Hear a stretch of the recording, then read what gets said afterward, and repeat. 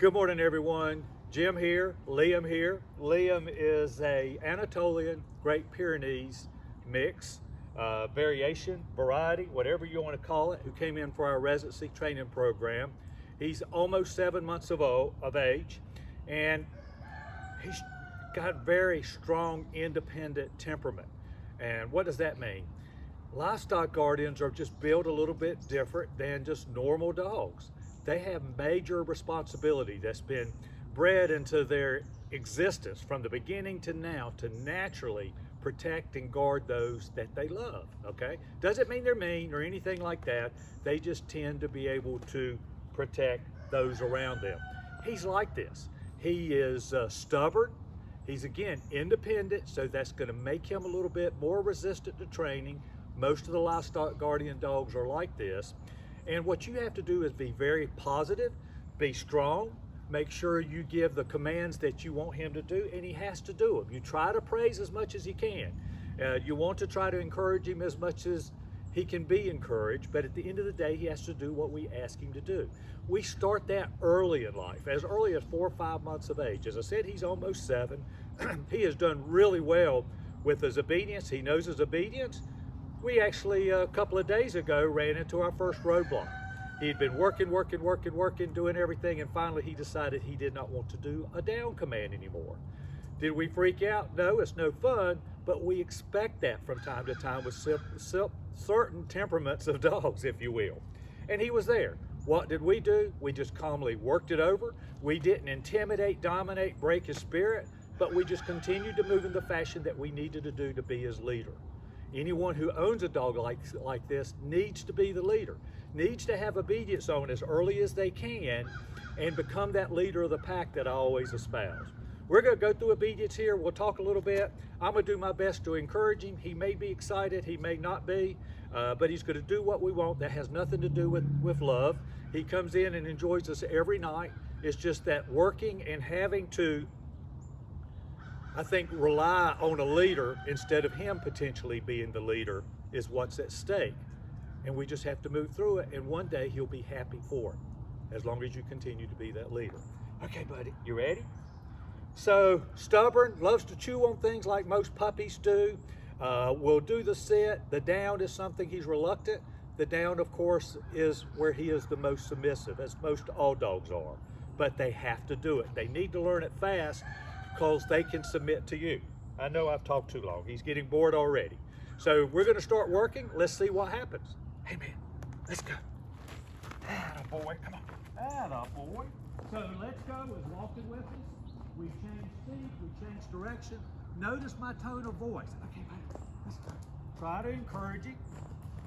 And we want him to obey and be right with us. If he was to step out away from us, which he really doesn't do, we would tap the leash back to our side and tell him, no, let's go. Other than that, when we're walking on the leash, we want him in this area, if you will.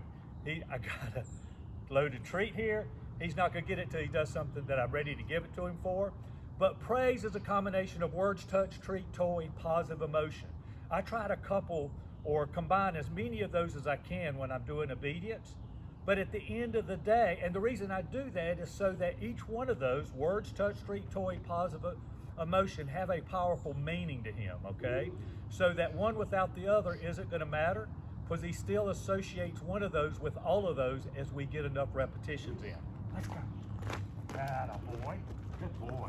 So he wanted a treat. Did I give him a treat? No, but he's gonna earn his treat here in just a second, okay? We walk, he follows, sit. Attaboy, good boy. So sit is sit. If he sits, we praise him, we love him. If he didn't sit or if he got up, we would tap the leash straight up above his head, tell him no, sit.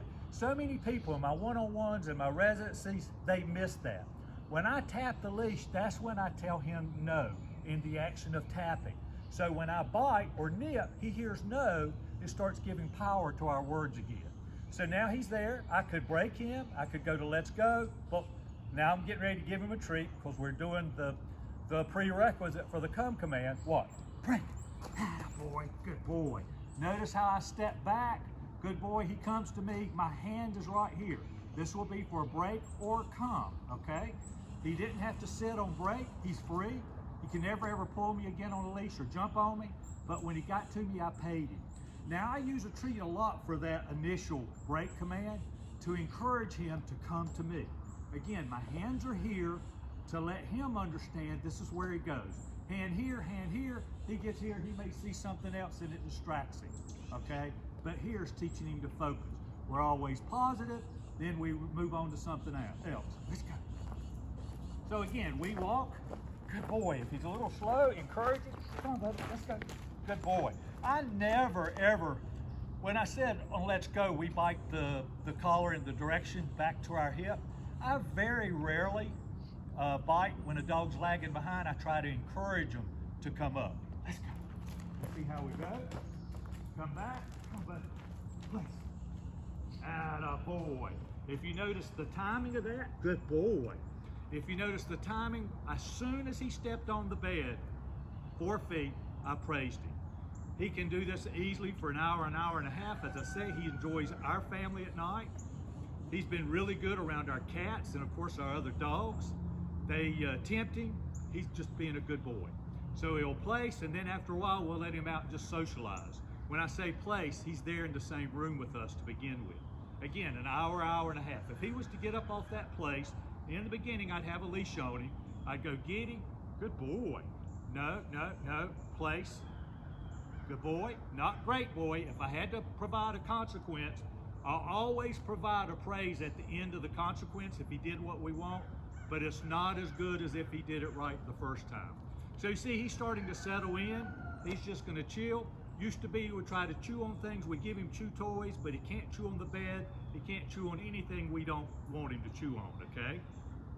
So he's doing good. Okay, buddy, let's go. Come on. Attaboy, good boy. Sit. Good. That's a good boy. And I want to watch him. When I'm giving a treat, is as many times as I can, I try to have him look at me before I give him the treat. We'll demonstrate that again here in just a second. So one of the other let's go commands, which is tighter, is the heel. The heel is where he's right here in an imaginary box beside us.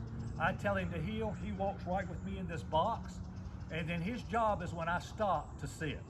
So it's real important when I'm doing the heel that I never stop in a turn or take a giant step out and stop, because he'll be confused and he'll be out of the heel position. Whenever I make my turns, I'll always straighten back up to allow him to get in position. We have a cat that may be in the screen here in just a minute. It looks like he was looking at her, but that's okay. He's met Pika before, and he's getting ready to see Pika again. Doesn't matter. I'm getting ready to tell him to heel. He's got to do it. Heel. Oh. So we're right here in that box. We stop. That was a little slow. If he continued doing it that slow, when I stopped, I would tap up and tell him to no sit. Again, heel. Yep. Return. If he does it right, he'll get a good reward. Attaboy. I'll wait him to look at me. Great. Good job. I try to keep my treats not so big that he has to chew. That one looked like it might have been a little bit bigger. Sit. Good boy. Now, you remember we did the BREAK, so now we're going to do the COME. We start on a leash, we do the same thing. Come. He comes. This time you notice he sat. On the break he didn't. Attaboy. Good boy. Break. So we do that inside, outside, 2 feet, 3 feet to begin with, 6, 10, 15 feet later. Once he's obeying, then we go to off leash, which I usually do inside and outside. He has a fenced in yard, I'm told. And we get his attention, show him a treat, show him a toy, show him us.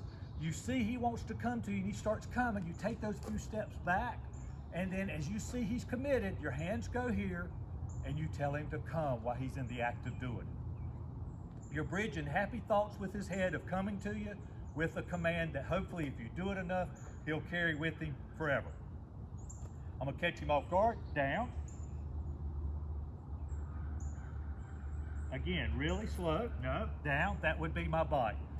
Totally tried to blow him out of the water, he wasn't ready for that. Let's go. But it doesn't matter. He has to do it. I already told you he was slow. Down. Good boy. Break. That was not. Let's go. I think he dropped a piece of that treat there. He's getting ready to pick it up. That doesn't happen. If we drop a treat, he has no ability to pick that up. I don't want him to pick up anything off the ground. From the front, down. Good. So down's from the front, down's from the side. Let's go. Good boy. The other thing is, he's got a slight anxiety with things. He really doesn't like riding in the car. Let's go ahead and finish here. Got a chicken behind this stump. Let's see what happens. Come on. Load up. Go ahead, load up. Good. Break. You see, he started, he looked at me and said, is this enough, Dad, or stepdad, or whatever I am, or uncle? And I said, go on, but you notice I didn't have to tap the leash. I said, no, load up. As a rule, in the beginning, if he does something that you have to repeat yourself, it's no and a tap of the leash again, okay? So important to realize that. The other thing is when we have him in a room or in the down, we tell him to STAY, and that's an open hand in front of him, and that means he's got to stay in the down, in a down. He can roll over his side and go to sleep. He can chew on a bone if you like, but he has to stay down. That doesn't matter if you're little children or you come in, you walk over him, he has to stay there. If he gets up, you go and get him, just like with the place. No, no, no, down, and then STAY again. All right? Same thing with a room. If you were in a room and you were going to walk out of the room, as you walk out the door, you tell him to stay, and he's fine. He doesn't have to lay down or anything in that room, but he has to stay in that room. If he comes through the door, you would go get the leash or the tab. No, no, no, no, back into the room. Stay, good boy, not bad. We're not trying to intimidate him. And then immediately go back. The most important thing is this guy's probably already, I don't know, close to 70 pounds or so. He's going to be a big boy. Keep in mind, Anatolian, Great Pyrenees. All right, he's going to be a big boy. You need to establish leadership now. And leadership is not about intimidating, dominating, breaking his spirit, hurting him, or having him fear you. You lead, you reward. At the end of the day, he has to do it. And my thoughts on this is that down command, so it's usually the most submissive of all commands for dogs. That would be something I would do for years, multiple times a week, 2, 3, 4 times a week. Don't have to do 15, 30 minutes a day. So I bit him. Why? I thought his nose was getting ready to go to the ground. Although technically it would be allowed, I don't allow that thing when we're working, okay? So that's basically the key with what we have here. As I was moving into a point, he's got a little bit of anxiety, and when we have a dog that has some anxiety, and this was manifested primarily with riding in a car, what we're going to begin doing now at this phase, he knows obedience, he knows really to trust us, is we're going to start loading him in the car. Good boy. So he sat down. I praised him and told him so he understood that he wasn't breaking a command. But we're going to put him in the car and we're just going to chill. I might sit in the back with him, read a book, listen to a podcast, do something like that, go on Amazon, look at my products, because you know we have Lliam Hodges Dog Training leashes, long lines, tabs, and everything else there. But I'm going to do something and let him see that I'm at ease, he needs to be at ease. And that's how we'll do it in the beginning. If he really drools and gets a concern, we want to get to the point that he's not doing that, okay? Then once we can sit in the car, maybe we feed him if he's really hungry in the mornings or in the evening. We put his food there in the back of the car, we sit back there and let him eat it. And we don't have any heavy emotion to do it except positivity. Then once he starts doing that, maybe we just get him in the car and move out to the end of the driveway and back, okay? Doing something short and positive. Part of that anxiety is just some dogs don't like the way it bumps, okay? It's not a lot we can do about that except possibly put a bed in the back when he goes. That may sort of provide some support, but you have to worry about chewing with this guy. It's just best to be positive, keep things at a minimum, and gradually build from there. I tell everybody in training, with what we've done with him, in any kind of thing, whether it's therapy work, protection work, scent work, or obedience, we start short, we nail it, and then we stepwise increase the distance so that he's constantly improving. He's got a base to work off of. If we told him to sit today here, and then tomorrow, and he learned this today, and I was 10 feet away from him and told him to sit, you think he would do it? No. But if I progressively worked with him through the steps, he would get there. He's a sweet guy. I really don't see anything in him that would ever concern me. You just need to be the leader. You need to praise all good behaviors. What's a good behavior? We're sitting here. Atta boy, good boy. If I wanted to, I would say, hey, atta boy, and give him a treat. Now they have children. Last thing, you notice when I was giving treats, I give it out of the cup of my hand. I'll usually not give a treat, or even with obedience, I want my dog to listen, to look at me before we move on in a lot of instances. But I'll give the treat out of the cup of my hand. Let him go look at me. See how he came right back up to look at me? Atta boy, good boy. My hand comes up, words, touch, treat, toy, positive emotion. Atta boy, good boy. I don't know if you saw that, go back and look. He saw the treat in my hand, but he knew he was not getting that treat till he did what? Look at me. When he looked at me, I praised him.